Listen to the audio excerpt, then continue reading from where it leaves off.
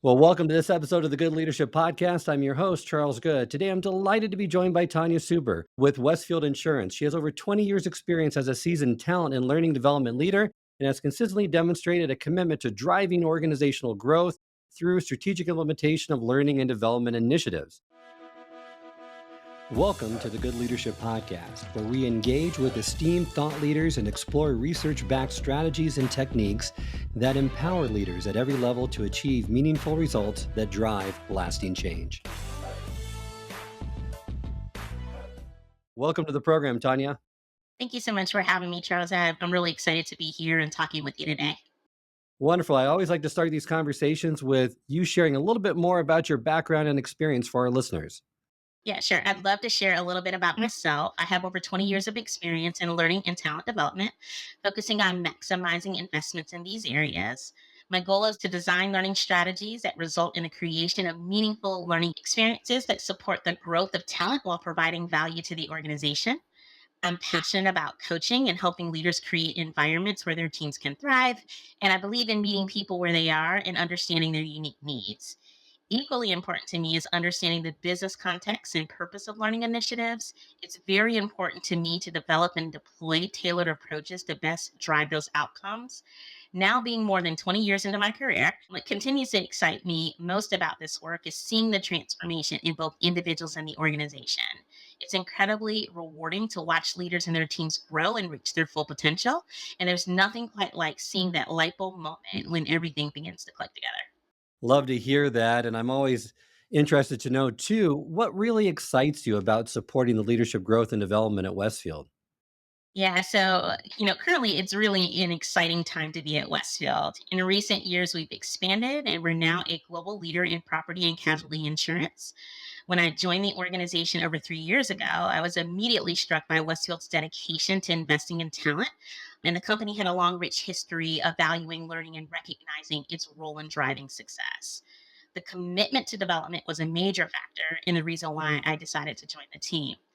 I was also super impressed that there was a existing development philosophy in place and it had been socialized and commonly understood by employees, and that's employee driven, leader enabled. So what that does is it provides clear expectations on who's responsible for learning. Westfield empowers employees to take charge of their development, and the role of leaders is really to provide the necessary support. So this approach, it forms the foundation for our learning and development strategy. Well, speaking of strategies, what strategies do you use to create and maintain a strong leadership pipeline at Westfield? So, like many companies, a key part of our strategy is succession planning and talent reviews. We're also enhancing our processes, leveraging our HCM system to get a clear picture of our talent, which will help my team gain clarity on broad learning and development needs across the company. Another aspect of our strategy is offering learning opportunities to all leaders. This includes access to a robust online learning platform and opportunities to learn on the job as well as through others. We believe everyone should have access to learning resources and understand that leaders can emerge at any time and at any level. So we got to make sure that we're preparing folks more broadly. Our partnership with LinkedIn Learning, as well as the Institute for Management Studies, helps us do this in a cost effective way.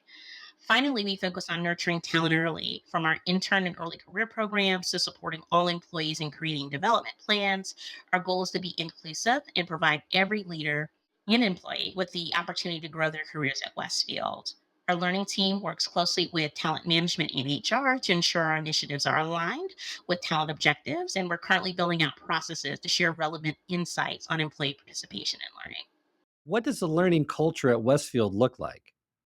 Yeah, so Westfield has been around for a long time, for over 176 years. And during that 176-year history, we have recognized the importance that learning has played in our ongoing success.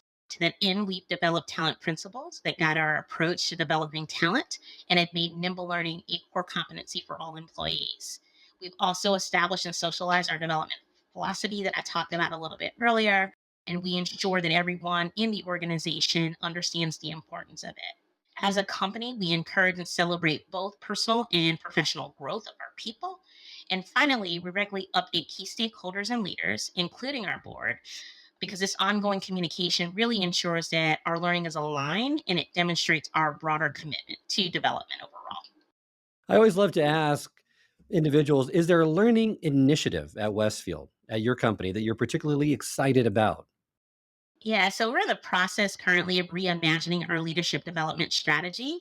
And this has been incredibly rewarding to work on. So, since joining the organization, I've had the chance to engage with leaders across the company, as well as our HR team, to better understand where we are and where we want to go. I know you asked me to highlight just a learning initiative, but I feel like all of them tie together.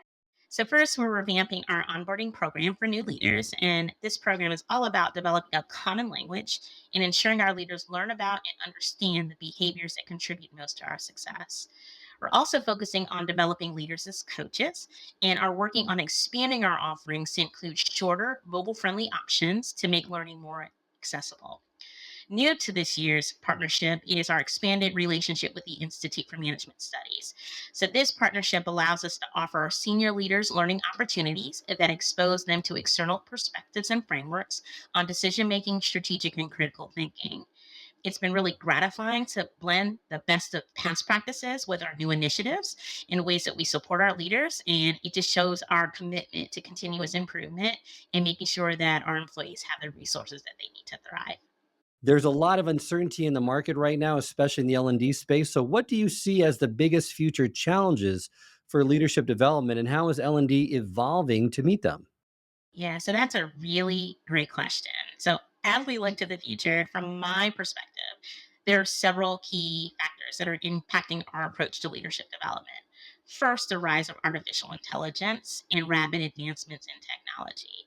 What this means is leaders are now needing to focus on quickly building their digital acumen while also helping their teams to embrace change and utilize these new tools.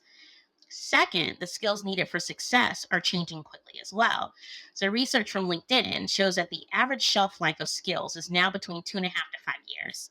And what this means is we need to focus on upskilling and reskilling our employees just to keep pace.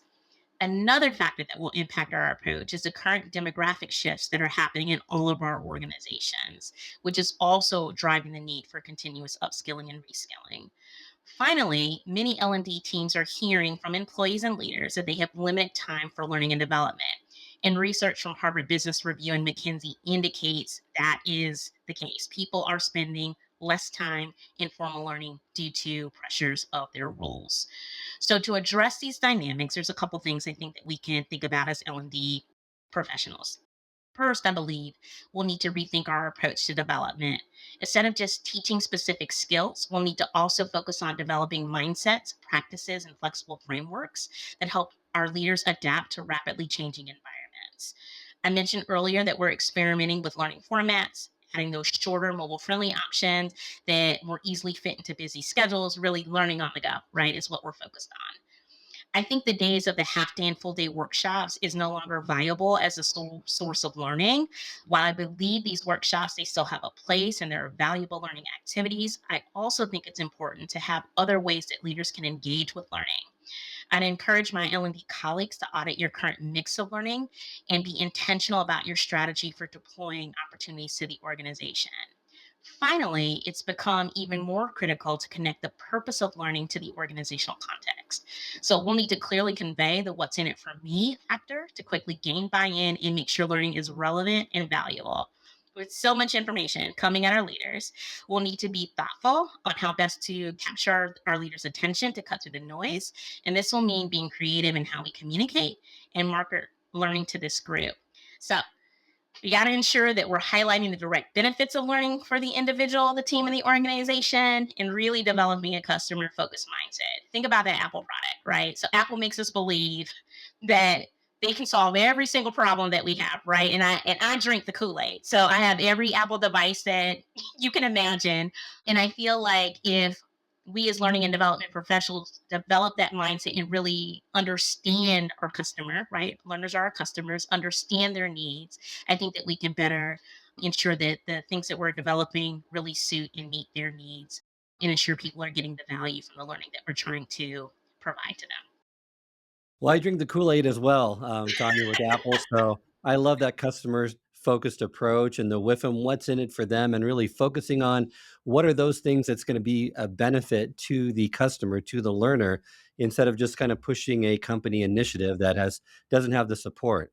So IMS has really supported Westfield's learning needs throughout this time. And can you just kind of unpack that a little bit more? And what were some of those challenges that employees faced that led to this partnership?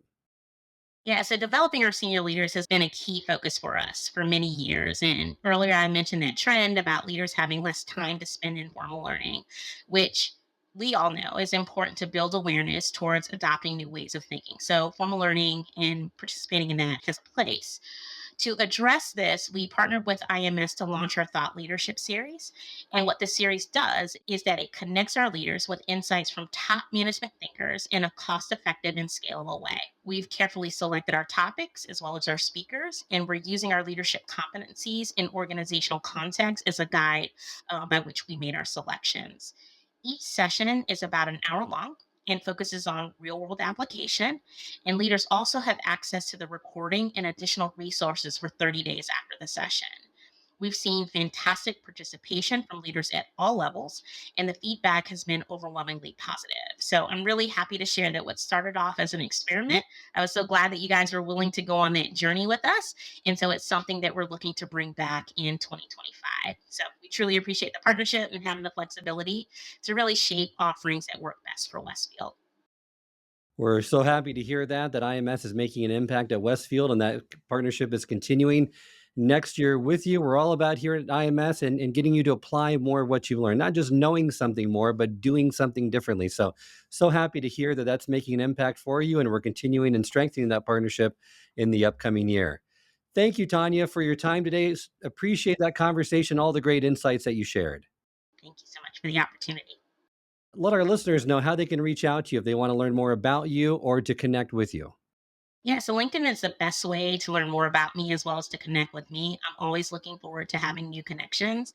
I really value external relationships, and I'd be happy to talk more about what we're doing here at Westfield. And I would love to learn more about your organization. So I invite you to reach out and let's keep this conversation going.